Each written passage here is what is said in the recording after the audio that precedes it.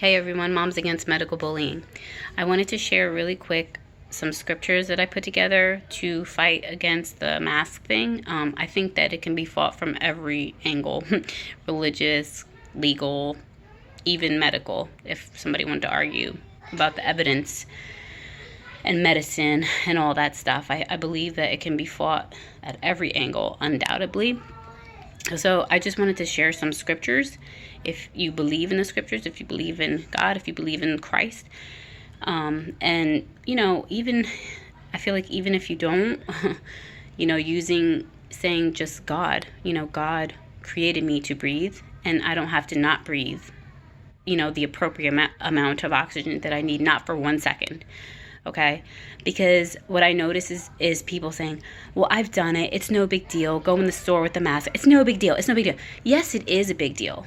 Okay, it's a big deal because the government doesn't have the authority to tell me that I can't breathe for a second or 5 minutes, or that I have to wear a face covering. A face covering is like a religious word. Okay, it makes me think of Islam. Face coverings, right? The face coverings, head coverings. Anyways, I'm going to read. So what I wrote was this: asking me to wear a face covering is telling me I must bow to you and the authorities you believe in and make a silent false admission that I am contaminated and a danger and threat to society. God breathed in me the breath of life, and therefore I have an inalienable right to breathe. In the store, everywhere, that is against my conscience to come into agreement with your belief. I believe what God says about me, and that is that I am holy and without blame before him in love. Ephesians 1:4.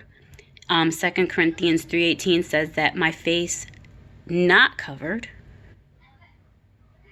shows the bright glory of the Lord, as the Lord's Spirit makes us more and more like our glorious Lord.